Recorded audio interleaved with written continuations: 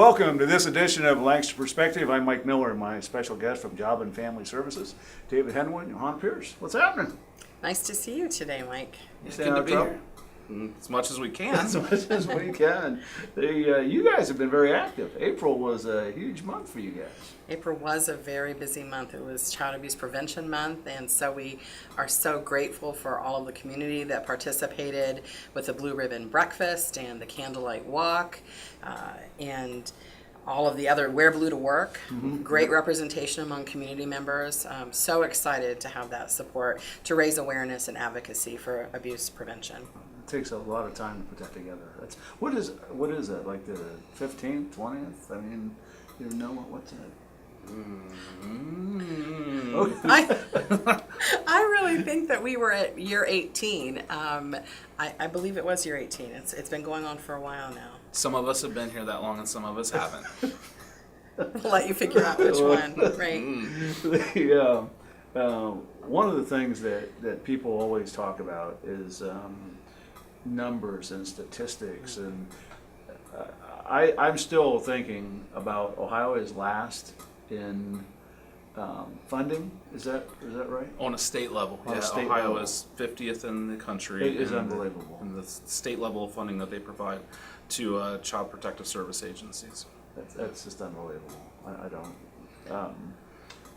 Talk a little bit about statistics. Just go ahead and what do you think? I know we talk about kinship and we talk about foster families and all the different kids that are in placement right now. Just talk a little bit about services. Sure. So May is National Foster Parent Recognition Month, and Ohio's theme this year is empowering caregivers and strengthening families. And we think that's a great fit for what the work we do here in Fairfield County. So to give you an idea, in Ohio there are 14,000 children living in foster care, and an additional 3,000 of those kids are with kinship. So they're with family members or folks that they had a prior relationship with who aren't licensed foster parents. So then to bring that back to Fairfield County numbers, we have 44 children in agency foster homes right now, and then an additional 32 of those kids are living with a therapeutic foster family that are usually outside of Fairfield County, frankly. And that's out of a total of 168 children that we have in custody right now. What's it take to become a foster parent? You know, there is a process involved, and one of the things that is going on right now in May is we just had a foster parent, adoptive parent, kinship parent information night on Tuesday. The next one will be this coming up Monday, beginning at 6 o'clock until 7:30 at the Government Services Building. But what we talk about is kind of what is this process? How do you become a foster parent? So the first thing is by attending an information night and getting some materials and some understanding about what foster care is like in this day and age, because it's not exactly like it was in the past. Foster parents, those individuals who want to go through foster parent, the first thing is that they will come through 36 hours of pre-service training, and that training is really incredible training. It's a nationally recognized training for caregivers. It's trauma-informed training, so we're really looking at helping children heal through a trauma-informed lens. So we're helping foster parents parent in different ways. After the pre-service training, some of the kind of logistics of being a foster parent, we need to have references. We have a financial statement. It's not looking to see if folks are independently wealthy. It's trying to find out if folks can meet their own basic needs, so that we aren't adding to their already financial burden if they're struggling. We have a fire inspection as required, and so your local volunteer fire department or your city fire department would bring their fire inspector in to do a fire inspection, because we have to assure safety. We do a safety audit of the home that are our social workers going through the home and assuring that there aren't any things that might pose a hazard to a child, talking about things like, okay, so you have a pool and it's not gated, or there's a pond nearby. How would you assure that if you had little ones in the house that they would be safe and secure? Folks are also part of a huge interview process. That interview process is a social worker coming into the home and interviewing everybody who lives there, if there are children in the home, interviewing those kids as well, unless they're nonverbal, if they're too little. But watching how parents interact with one another, if they're a married couple or an unmarried couple. You don't have to live in a house. You can rent an apartment or rent a house. I mean, it doesn't have to be a home that you own. In addition, there are medical statements for everybody who lives in the home, including children. And we also do background checks. So we do local law enforcement background checks. And in addition to that, FBI and Bureau of Criminal Investigation background checks. And, the reality of all of those things is to make sure that we are assessing and licensing and approving foster and adoptive families who keep kids safe.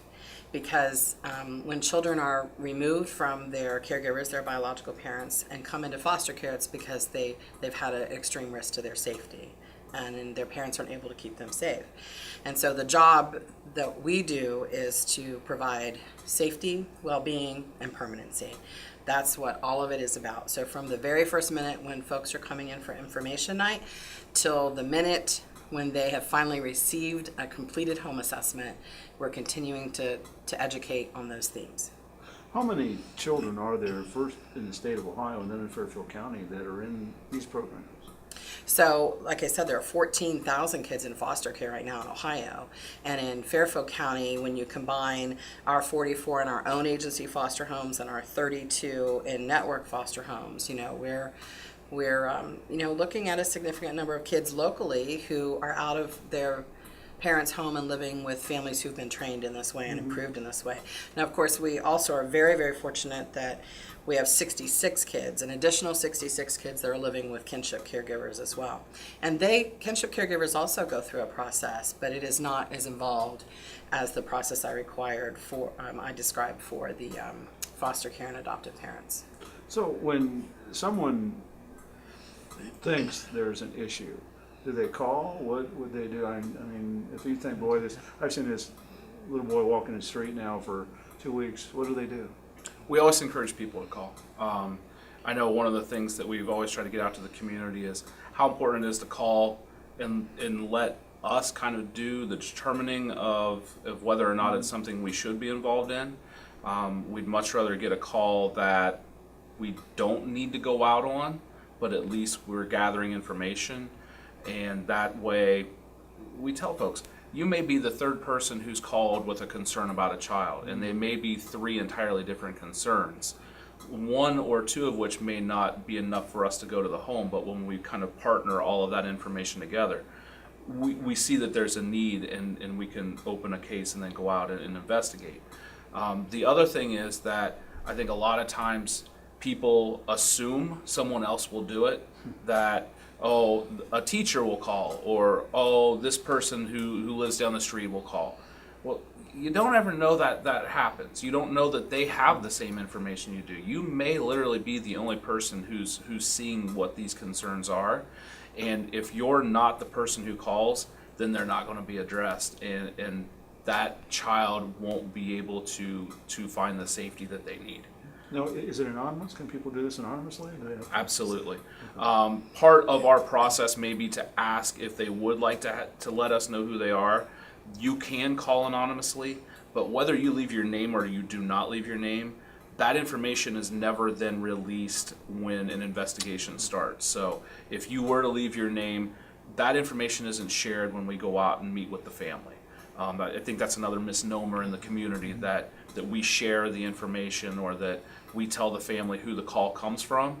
That isn't what happens. Our caseworkers don't do that. That's part of statute in the state that does not happen. So your information is kept confidential with us.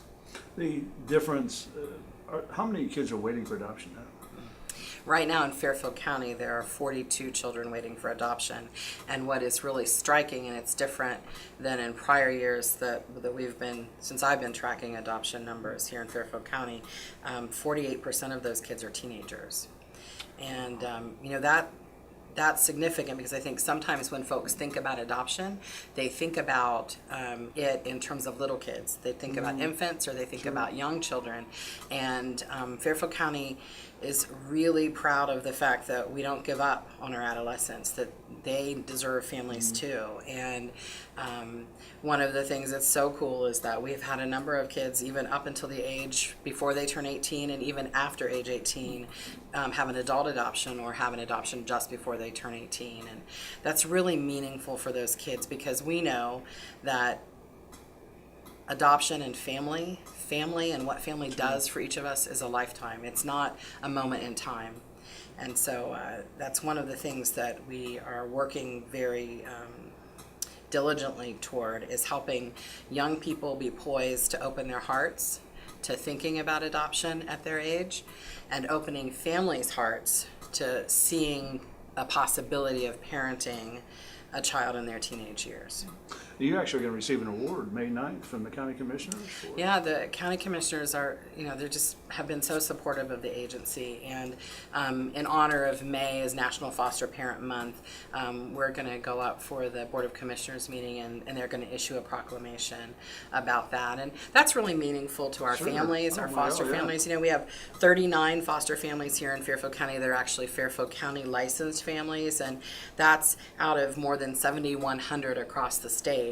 So 39 are Fairfield County families. And I always send a copy of that proclamation out to the families because it's important that when they're in the trenches doing the work that they're doing to help kids heal and keep them safe and be emotionally safe too, not just physically safe, that these families are knowing that it's appreciated, that it does make a difference. County Connections, 4C, So 4C is kind of a really interesting and unique program in Ohio. Several years ago, the commissioners asked if there were county departments who had some ideas to use some funding, and we submitted an opportunity to bring therapeutic intervention, mental health therapeutic intervention, to kids who are living in our own agency foster homes. So instead of the child leaving the foster home or being taken from school and going to a public mental health agency for therapy, the therapist comes into the home and does therapy with that youth or that child or that sibling group in the foster home. And these are high school kids? These are all ages. All ages. We identified children who have more significant behavioral health needs or emotional needs or trauma that needs a little more intensive work. So they are being served in family foster homes as opposed to those treatment foster homes that I talked about.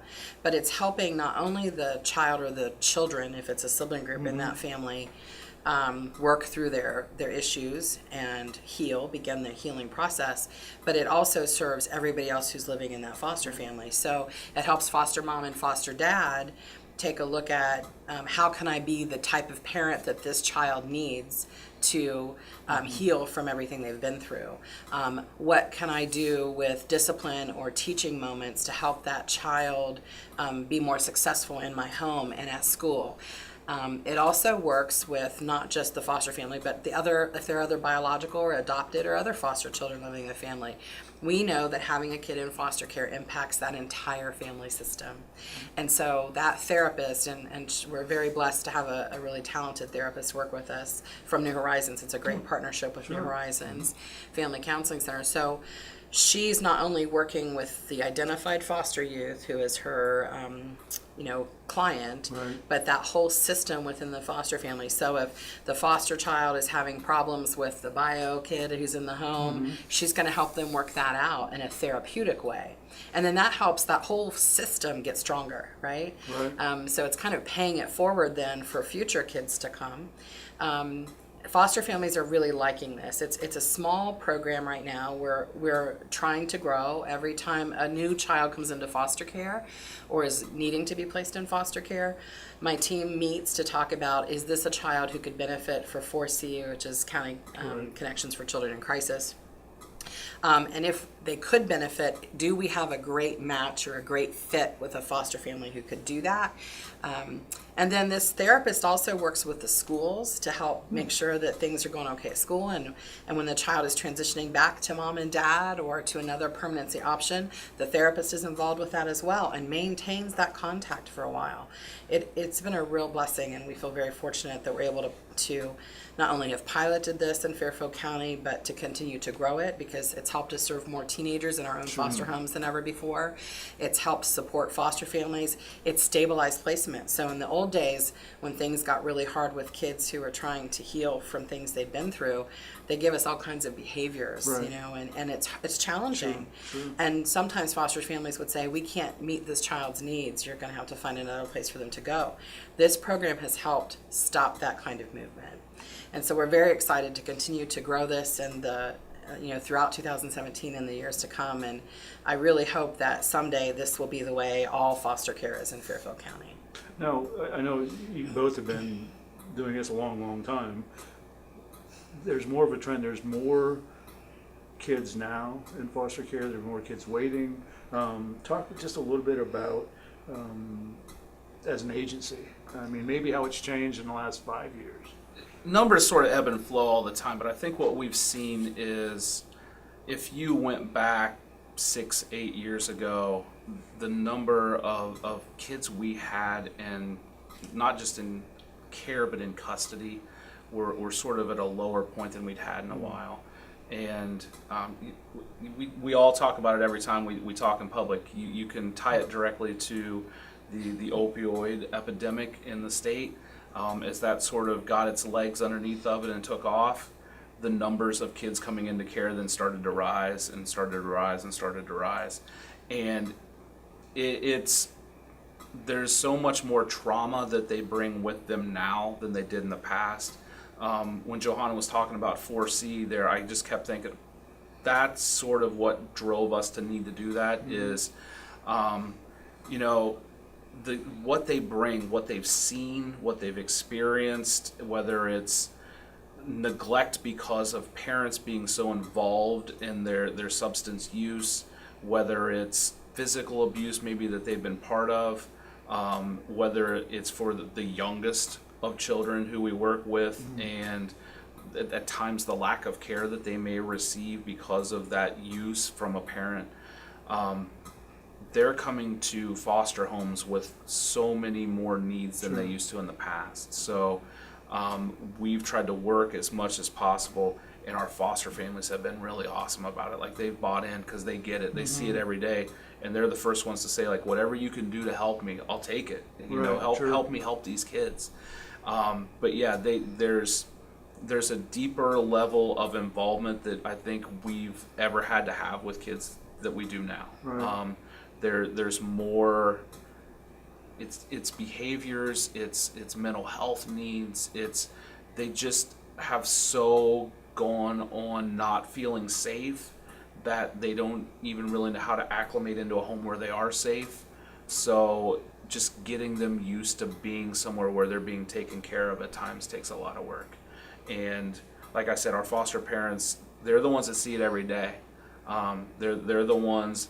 I don't. That to me is probably the one thing I think that I don't know that the public really gets about foster care is, they don't get to suspend them like a school does. Yeah. They don't get to get up and walk away like if you're at a restaurant and the kid at the table next to you starts yelling. When those young people come into care and they're in that foster home, they're working with that 24 hours a day, 7 days a week, and trying to keep them safe, to meet their needs, but also to help them work through all of that trauma that they've experienced and help them be healthier and feel better when the day ends. I know in the first quarter of 2017, you guys have taken over 1,700 calls. Yeah. Right. And also there were 30 newborns that were born with drug issues? 30 newborns in the first quarter of 17 with positive toxicology for substances. And, again, that goes back to what Dave was saying about the problem of opiate and heroin use in our county and how consuming it is for families. These families love their children. They absolutely Sure. love their children.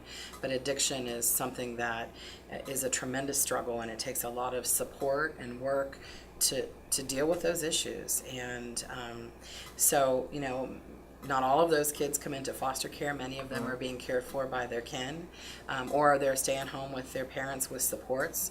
But it is, you know, that's a phenomenal number when you really think about it. Oh, absolutely. And you're having a training coming up for families, is that right, in June? Yeah, our foster families get regular trainings, and we like to think that Fairfield County, we try to be as cutting edge as possible. Yeah. If there's new programming that comes Sure. along, we try to get a hold of it as fast as we can. And one of the things that we always try to do is we want to keep our foster families as plugged into what those new things are as possible. Right. If we're going to be changing around how we're interacting with them and with the children in their home, we want to make sure they're on the same page with us. So in June we do have a training coming up, and it will be all of our foster parents will attend, and it is just sort of a review of here's all the new things, and also kind of checking in with them on what they're seeing and how some of the things we have started recently are kind of impacting them and their families. They're the ones who can tell us what works and what doesn't. You know, we can implement, we can kind of chart out pilots and try to get things put in place, but they're the ones who are able to say, well, this does work great, or you know, tweak that one Sure. a little bit. Mm-hmm. That's it. Now, I know, is that the round table, the permanency round table? Is that the training, or is that? That's different. That's one of our newer projects we're working on. Another innovative idea. Another innovative absolutely. idea. Like I said, we like to grab a hold of the new stuff because I'll call Christy Burry and make sure you both get raises. Yeah. We'll Yeah. appreciate it. Yeah. We'll just mark you down on our Yeah, let me know how that works, Lloyd. evaluations for this year. So, permanency roundtables are a pilot through the state. There's 10 counties participating right now. We're one of the 10. And basically it's an identification of older teens who have longer stays in agency custody and kind of what's holding up them getting out of custody. What it is that our agency needs to be working on, or who we need to be working with so that they can get adopted, so that they can move into a legal custody situation, so that they can be reunified with a parent. And how do we move those cases forward as quickly as we can? We right now have gone through 4 waves of young people, so we're up at about 60 kids total we've done this with. We meet once as an agency, kind of come up with a plan, and then we bring them in every couple months and have them sit with us, kind of review what we're doing. So who should we be talking to? You know, who do we not know that you want us to talk to? You know, grandma in California that we've never been able to get a hold of. And it's amazing with social media. Kids know everybody and they know where they are. So all we have to do is usually ask, and they're like, oh yeah, grandma lives here, or my aunt lives there. Right. So we then will take the next few months and kind of work on all those steps that we've identified with that young person, come back together again and see how it's going. The initial pilot was 22 kids, and then we've done 3 more waves ourselves. We only have 2 of those 22 still left in care.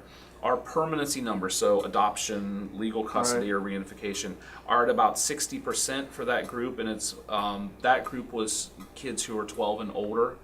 And the state numbers for that are about 20 to 25%, so we're at about 3 times the permanency numbers for those kids. So it's to keep them from leaving and leaving with nobody. We kind of mentioned a little bit earlier that we know from stats and data the kids who leave at age 18 and emancipate without having found family, they're not as successful. They run into more troubles in life. They run into teen pregnancy. They run into incarcerations. They sometimes don't finish high school.